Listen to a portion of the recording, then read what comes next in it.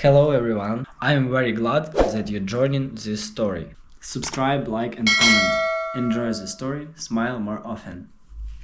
The warm glow of the chandeliers reflected off the polished wooden floors as the sound of clinking glasses and laughter filled the air, blending with the soft melody of the string quartet playing in the background. I stood beside Daniel, my fingers intertwined with his, feeling the weight of the moment, the culmination of months of meticulous planning, late-night discussions, and an exhausting series of decisions that all led to this one perfect evening. My wedding reception was in full swing, the air thick with joy, the scent of roses and expensive champagne hanging in the atmosphere like a promise of happiness, of a fresh start, of something untainted by the past. For the first time in years, I felt like I had finally done something for myself, something no one could take away, something that was mine and mine alone. I should have known better. The moment Olivia stood up, her wine glass in hand, her smile sharp enough to cut glass, my stomach twisted in that familiar, sinking way, a sensation I had known all too well growing up beside her. She tapped the side of her glass with a manicured nail, drawing the room's attention to her as if she were the bride, as if this was her moment to bask in, to mold in her own image. My parents beamed at her as though she had single-handedly orchestrated the entire evening, as though her mere presence was a gift to be celebrated. To my little sister, Olivia began, her voice dripping with the sickly sweet tone she used when she wanted to pretend she was being affectionate, when in reality, she was sharpening the knife before slipping it between my ribs. Lucky she found someone before she turned 30. A ripple of laughter moved through the guests, followed by a few awkward chuckles and more than a handful of wide-eyed, uncomfortable glances cast in my direction. My throat tightened as the words settled in, sinking into my skin like needles, pricking at every insecurity I had ever tried to bury. Olivia knew exactly what she was doing, exactly how to land the blow where it would sting the most, and the worst part was, she did it with that same effortless grace she had always possessed, as if cruelty were second nature to her, as if she had been born with a talent for making me feel small. Daniel didn't hesitate. He took the mic from the DJ's stand, his expression calm, unreadable, but the smirk at the corner of his mouth sent a rush of heat up my spine. He had always been good at reading me, at knowing when I needed him to step in, at understanding that sometimes silence wasn't an option. He brought the microphone to his lips, and when he spoke, his voice was smooth, deliberate, carrying across the reception hall with an ease that made Olivia's expression flicker for the first time. "Funny," he said, his eyes locking onto hers like a challenge, his tone carrying just the slightest edge of amusement. "Because she paid for this entire wedding herself, including yours." The silence that followed was absolute. The laughter died in an instant, replaced by the kind of thick, suffocating tension that spread through the room like wildfire, setting every whispered conversation ablaze. Olivia's face drained of color, her grip tightening around the stem of her wine glass as if she were willing it to shatter. My mother's lips parted slightly, a flicker of shock crossing her features before her eyes snapped to me, sharp and accusing, as though I had somehow embarrassed her by allowing the truth to be spoken aloud. I let the moment stretch, let the weight of Daniel's words settle over every single person in the room, watching as my father cleared his throat awkwardly, as a few guests shifted uncomfortably in their seats. Unsure whether to look at me or Olivia or anywhere but the sudden battleground our reception had become. Then, slowly, I reached for my champagne flute, lifting it to my lips with a smile that I forced into place, one that felt more like armor than anything resembling joy. I took a slow sip, letting the bubbles burn down my throat, and when I finally lowered the glass, I met Olivia's gaze head-on. She wasn't laughing anymore. Good. The first shot had been fired, but the night was far from over. If she thought she was going to get away with that little stunt, if she thought for even a second that I would let her get the last word, she had no idea who she was dealing with. I had spent my entire life letting her take things from me, letting her steal the spotlight, letting her rewrite the narrative to paint herself as the perfect daughter, the golden child, the one who could do no wrong. But tonight? Tonight, I was done playing that role. I set my glass down on the table with a soft clink, exhaling through my nose as I watched Olivia shift in her seat, her smile now forced, brittle, cracking at the edges. She might have thought she had won something tonight, that she had landed a perfectly timed humiliation, but what she didn't know, what she would soon come to understand, was that I had been waiting for this moment for a very long time. I had spent years learning how to stay quiet, how to bite my tongue, how to endure. But tonight, I wasn't going to endure anything. Tonight, I was going to take everything back. And by the time this wedding was over, Olivia was going to wish she had never opened her mouth. I should have seen it coming from a mile away, should have known that Olivia would never let me have a moment that wasn't touched by her shadow, should have realized that even my wedding day wasn't sacred enough to be free from her need to tear me down. But the thing about growing up with someone like Olivia is that you get used to expecting the worst, you get used to bracing for impact before the crash even happens, you get used to the sinking feeling in your stomach that tells you no matter how much you've worked, how much you've fought, how much you've clawed your way to something resembling happiness, she will always find a way to remind you that, in her mind, she will always be the one on top. It has been this way since we were children, since the days when I would sit in the back seat of my mother's car, staring out the window while Olivia held court from the front seat, chattering away as if the world revolved around her, as if every thought that passed through her mind was worth everyone's undivided attention.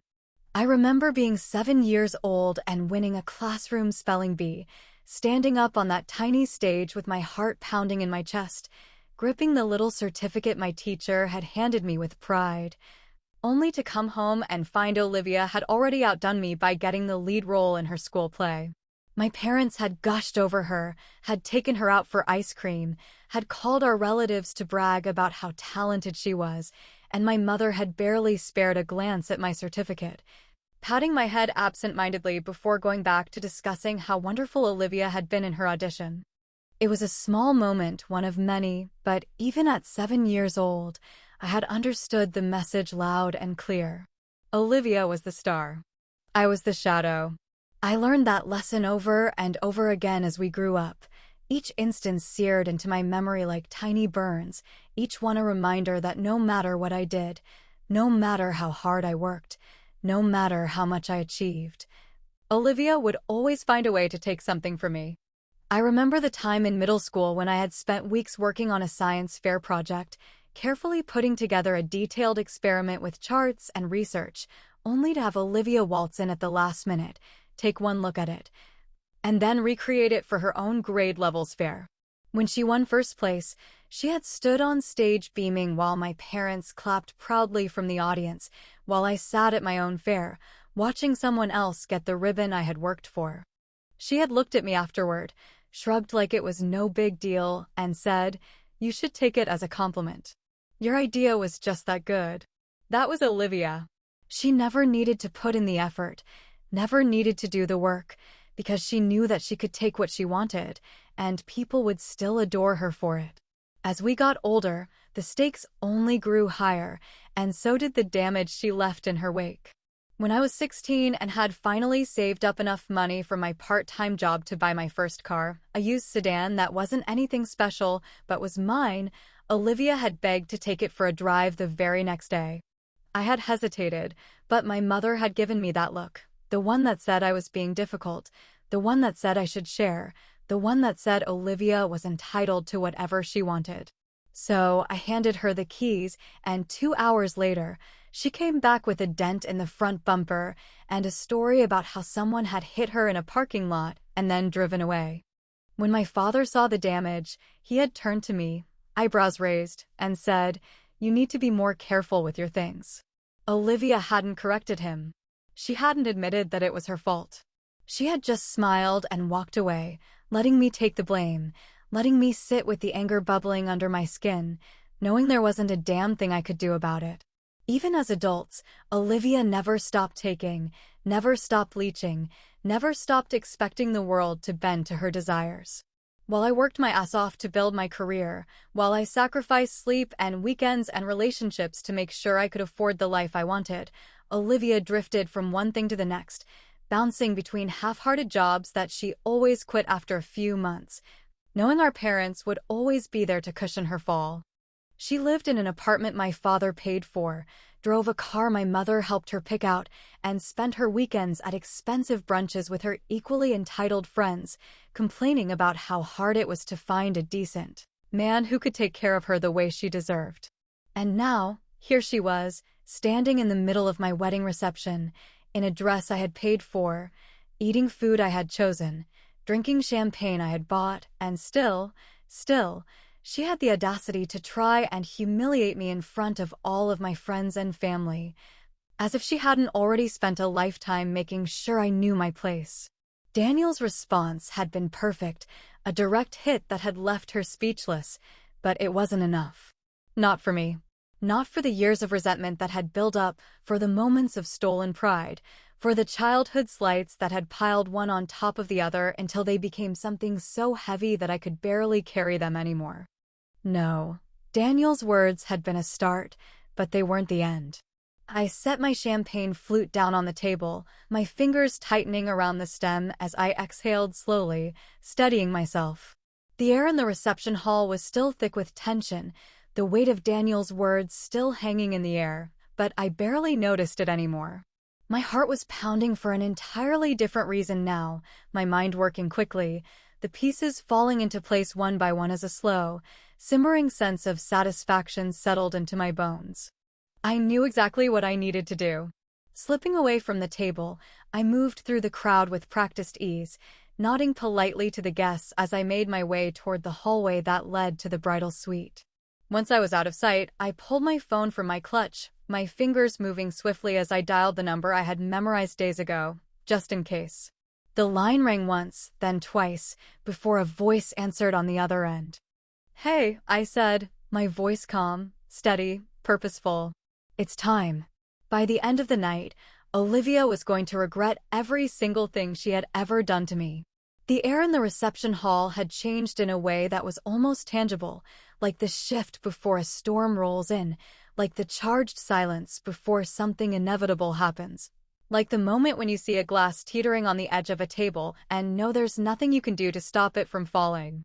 My parents sat stiffly at their table, my mother's lips pressed into a tight, disapproving line while my father took slow, methodical sips of his whiskey, his jaw tight. His gaze flickering between Olivia and me as if trying to decide which one of us had caused the crack in the perfect illusion they had spent years crafting. Olivia, for her part, was doing her best to appear unbothered, though the way she gripped the stem of her wine glass, her knuckles turning slightly white, told me everything I needed to know. She hadn't expected Daniel to call her out so publicly, hadn't anticipated that someone else might have the nerve to humiliate her in front of an audience, hadn't considered for a second that she might be the one left standing in the uncomfortable silence she so often orchestrated for others. I let the tension hang there for a moment longer, soaking in the shift, savoring the way Olivia refused to meet my eyes, watching as my mother leaned in to whisper something in her ear, no doubt urging her to smooth things over, to regain control, to turn the night back into the picture-perfect event it was meant to be. I knew Olivia wouldn't be able to stand it, that she would find a way to claw her way back to center stage, that she would do whatever it took to make sure that, despite everything, she still had the upper hand. That was fine by me. I wanted her to think she had a chance to recover, wanted her to believe that she still had the power to manipulate the night into something that fit her narrative. Because the truth was, she had already lost, and she didn't even know it yet. So, I played along. I laughed when I was supposed to, smiled at the guests who came up to congratulate me, swayed to the music when Daniel pulled me onto the dance floor, his hands firm against my waist, his lips brushing my temple as he murmured, "She's squirming. I can see it from here." I didn't need to look to know he was right, didn't need confirmation to feel the weight of Olivia's eyes on me, tracking my every move, waiting for some sign of weakness, some indication that she still had the ability to shake me. She didn't. Not anymore. Because while Olivia had spent the past hour licking her wounds and seething over the fact that, for once, she wasn't the one holding the knife, I had been preparing my next move, setting the stage for the kind of checkmate she would never see coming. She had always bragged about Mark, the mysterious boyfriend she never brought home, the one she claimed was too busy, too important, too career-focused to waste time on family gatherings or holiday dinners or Sunday brunches. I had always suspected there was more to the story, had always found it strange that Olivia, who lived for an audience, who thrived on external validation, never once posted a picture of him, never once let anyone but her closest friends meet him, never once so much as let his name slip in front of my parents. But when I had done a little digging, when I had gone just a few steps further than Olivia probably ever imagined I would, I found out exactly why Mark had never made an appearance. It wasn't because he was too busy. It was because he wasn't hers. Not really. Not fully. Not in the way she had pretended all these years. So, while Olivia sat there, still reeling from the blow Daniel had delivered, still trying to convince herself that she could somehow rewrite the night back into something where she was the one in control, I excused myself from the dance floor. My heart pounding in anticipation, my pulse thrumming with the satisfaction of knowing that the moment I had been waiting for was finally here. Mark arrived 5 minutes later, stepping into the reception hall like he belonged there, like he had been invited in good faith, like he had come to celebrate with nothing but joy in his heart.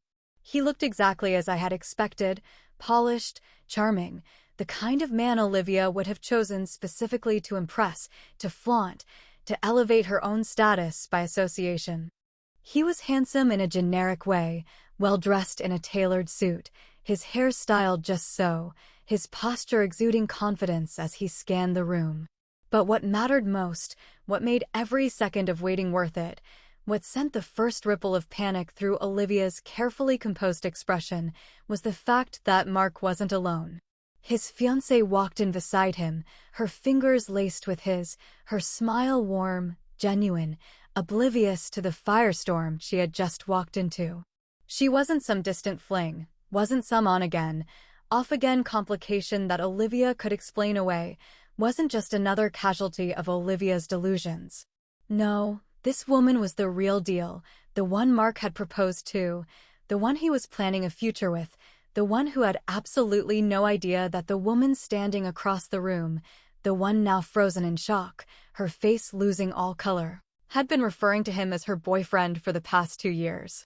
For a moment, the world seemed to slow, the background noise of the reception fading into a distant hum as Olivia's gaze locked onto Mark's, her eyes widening in recognition, in horror, in the slow, dawning realization that she had just been exposed in a way that she could never undo.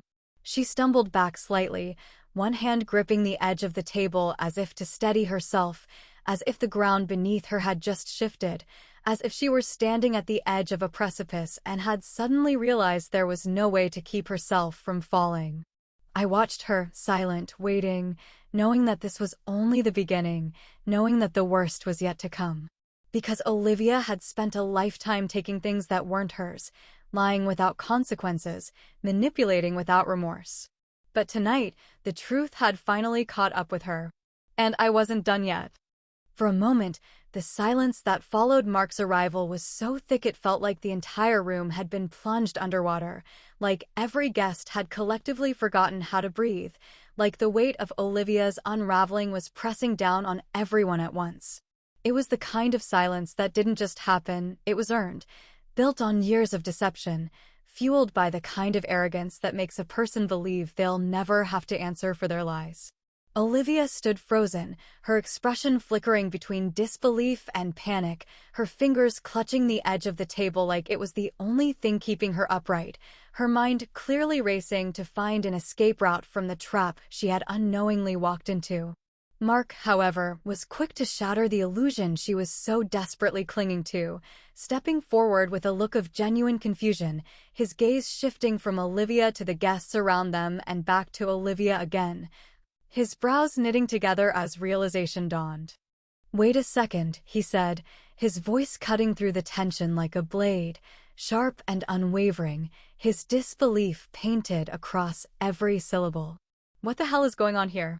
His fiancée, still standing beside him with her fingers lightly resting on his arm, frowned as she glanced at Olivia, her expression equal parts curious and wary, clearly sensing that something was off but not yet understanding the full magnitude of what she had walked into. Olivia, ever the master manipulator, tried to recover, tried to plaster on one of those smiles that had always worked for her in the past, the kind that made people second-guess what they had just heard. The kind that turned the truth into something flexible, something malleable, something she could twist to fit her needs. "Mark," she started, her voice lighter than it should have been, forced in a way that made my stomach twist with satisfaction. "This is such a funny misunderstanding." But Mark didn't let her finish. He shook his head, letting out a sharp, humorless laugh as he looked around the room, as if trying to make sense of the spectacle unfolding before him, as if searching for some kind of explanation that didn't make him look like a complete idiot. "A misunderstanding?" he repeated, his voice laced with disbelief. "Olivia, I haven't spoken to you in almost a year. And now you're telling people we're together." A murmur swept through the guests, hushed whispers rippling through the crowd like a current, the sound of shifting chairs, of people leaning toward one another, of quiet gasps that fed into the growing storm that was about to swallow Olivia whole. My mother, sitting at the head table, looked like she was 2 seconds away from fainting, her knuckles white as she gripped her napkin, her lips parted slightly as she struggled to process what she was hearing. My father, always the more controlled of the two, narrowed his eyes at Olivia, the slightest shake of his head the only indication that he was just as blindsided as everyone else. For once in her life, Olivia had no control over the narrative. She opened her mouth, then closed it again, her brain clearly scrambling for a way to regain some semblance of dignity, some way to flip the script back in her favor.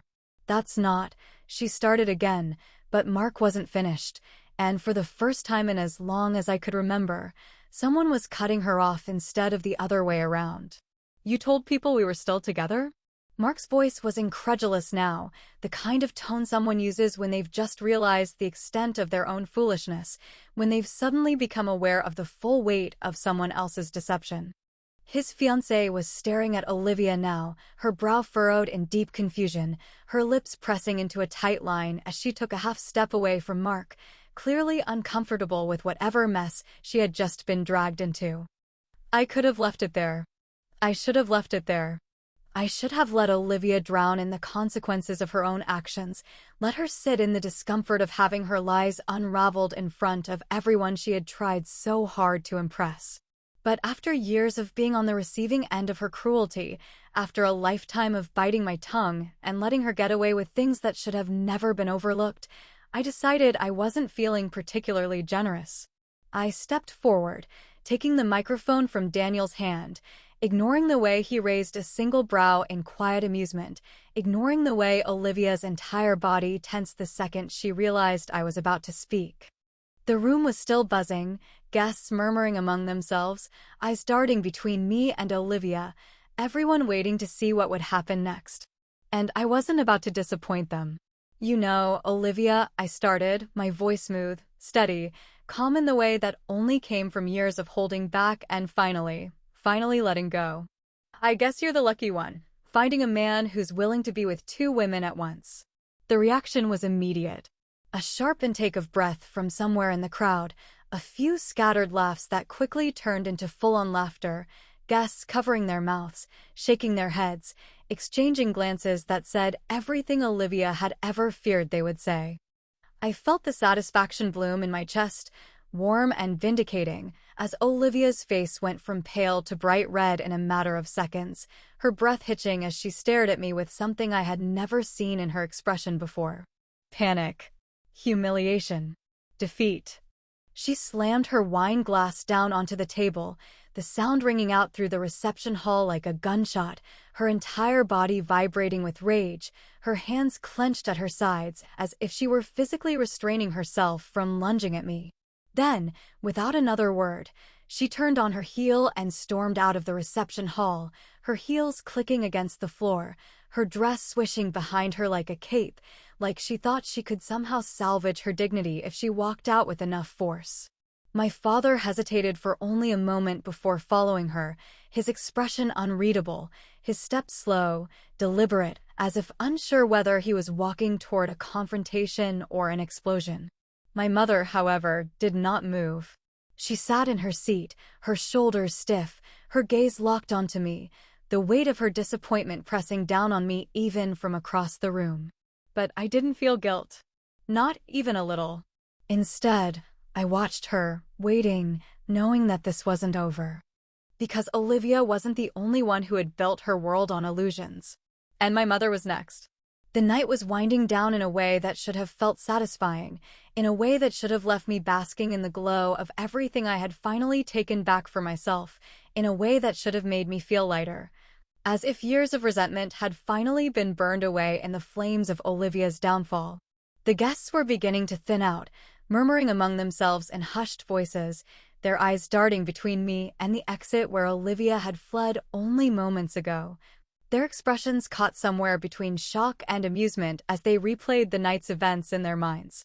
The reception hall still carried the remnants of celebration, the scent of champagne lingering in the air, the half-melted candles flickering at each table, the faint hum of the band packing up their instruments in the corner. I should have felt victorious, should have reveled in the satisfaction of knowing that Olivia had finally been forced to taste the humiliation she had spent years serving to others. Should have soaked in the rare feeling of justice that had settled over the room like a long-overdue storm. But as I stood there, watching the last of the guests trickle toward the exit, my fingers still wrapped around the stem of an untouched champagne flute, I felt something else entirely, something heavier. Something more complicated than the simple rush of victory I had expected. And then I heard my mother's voice. She approached with the same rigid elegance she had always carried, her spine impossibly straight, her expression unreadable, her eyes sharp as they locked onto mine with the kind of quiet judgment she had perfected over the years. The kind that had always made me feel like a child again, small and insignificant, desperate for approval that would never come.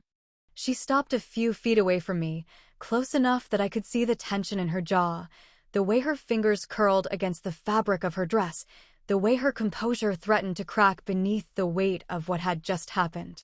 "You've humiliated this family," she said, her voice low, clipped, each word landing like the final notes of a song she had rehearsed 1,000 times before. I should have braced for impact, should have felt that familiar pang of guilt rise in my chest, should have shrunk beneath the force of her disappointment the way I always had. But instead, I only smiled, slow and steady, the kind of smile that didn't beg for approval, that didn't ask for permission to exist, that didn't require validation from someone who had never once made me feel like I was enough. "No," I said simply, tilting my head slightly as I held her gaze, watching as something flickered behind her eyes, something unreadable, something dangerously close to uncertainty. Olivia humiliated herself. I just let the truth breathe. For a moment, she didn't speak, didn't react, didn't move, and I wondered if maybe, just maybe, for the first time in her life, she was seeing Olivia for what she really was. Seeing the cracks in the carefully constructed image she had spent years trying to protect, seeing the undeniable proof that I had never been the problem, that I had never been the one ruining anything. She scoffed then, shaking her head slightly, but there was something else there, something I had never seen before, something dangerously close to doubt, something that told me that no matter how much she wanted to cling to her version of reality, a part of her, no matter how small, was beginning to question everything. She didn't say another word. She just turned and walked away. And for the first time in my life, I didn't feel the need to follow her, didn't feel the need to explain myself, didn't feel the need to apologize for something that wasn't my fault. I just let her go. As I turned back toward my table, reaching for my clutch, ready to finally leave this place behind, a hand brushed against mine, slipping something into my grasp with a quick, deliberate movement before pulling away just as fast. I looked up, catching only a glimpse of my father's retreating back as he moved toward the exit, his shoulders slightly hunched, his pace slower than usual, like he was carrying something heavier than just the weight of the evening's events. I glanced down at my hand, my fingers curling around the thin envelope, my pulse quickening slightly as I unfolded the letter tucked inside. The handwriting was unmistakable, the sharp, precise strokes that had always belonged to my father, the same penmanship that had signed every report card, every permission slip, every check he had ever written for Olivia without a second thought. But these words weren't for Olivia. They were for me. I failed you.